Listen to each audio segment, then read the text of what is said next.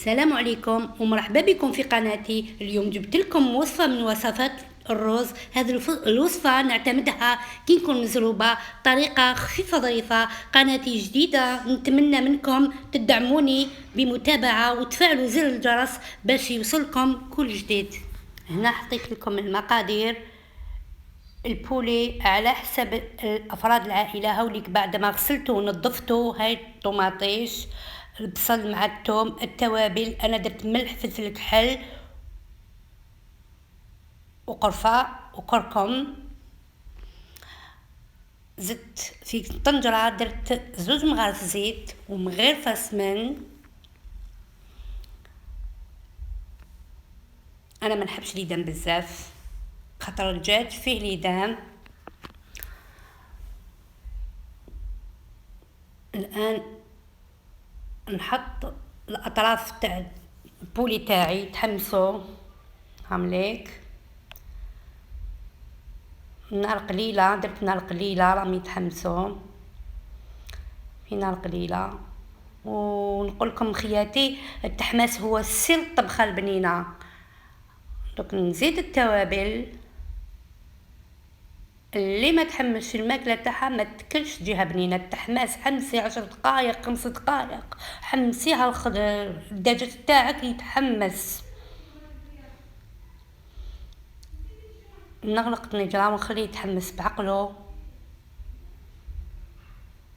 بعد ما تحمس الدجاج تاعي نزيد البصل، ندير البصل والثوم تاعي، سنينات الثوم اللي درتهم كنت درتهم. نحرك مليح ونخليها البصل يتقلى مع الدجاج.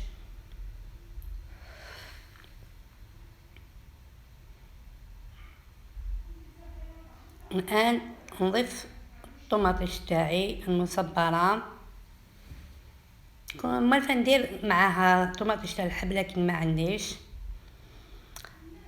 اكتفيت بهذه الطماطيش المصبره. نحركها مليح باش تتقلى لي.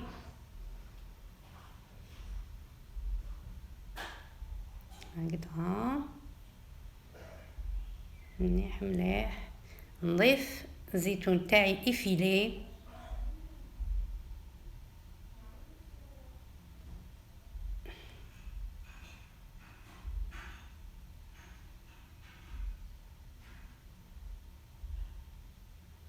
جربوا الوصفه تاعي.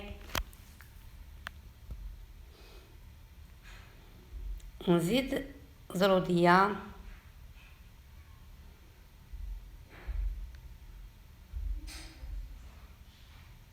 ونحرك مليح. تاخد راحتها مليح في التحماس.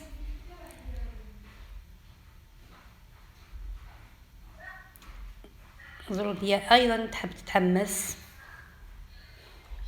انا تقريبا خياتي الدجاج تاعي يطيب غير في التحماس. تقريبا تقدري تاكليه وهو محمس، نعطيله وقت كافي باش يتحمس. نمرق بعد ما تحمست لي مليح الدجاج تاعي وزروديه تاعي. نمرق ونغطيها ونعاود نرجع ليكم. بعد ما طاب الدجاج تاعي انا راح نحيه ونديرو في صحن. المرقه تاعي ما راهيش عاقده مليح، خليتها هكذاك على خاطر ندير فيها الرز باش يشرب. كاين طريقتين للتقديم، نقدر نخليها تشرب ونفرغ الرز تاعي في قصعه ونخلطه. هذه طريقه مليحه للمبتدئات تاني. الوصفة هذه أنا اعتمدتها، الأخوات لي يخدموا ولا يربوا يقدروا يعتمدوها، راح تساعدهم بزاف بزاف، خاصة الأطفال راح يحبوه بزاف. ونذكر باللي ديتو لوحدة جارتي كانت توحم، عجبها بزاف بزاف. كيما راكم تشوفوا راني نفرغ في الروز باش يشرب بلا صوص، وتدخل فيه البنة تاع البولي والتوابل كيما راكم تشوفوا. راني فرغته كامل وستفت فوق اطراف الدجاج. وشوفوا لي الريحه هذيك اللي راهي تطلع. واش نقول لكم خياتي، شهيتكم في الجنه. كما قلت لكم تقدروا تحمروه كما تقدروا تقدموه هكذا يجي تاني بنين. وهنا فرغته لكم في صحن التقديم. شوفوا لي شحال بنين، شحال جا المنظر تاعو رائع. وهنا لحقنا لاخر الفيديو. نتمنى منكم تدعموني وتفعلوا زر الجرس باش يلحقكم كل جديد تاعي.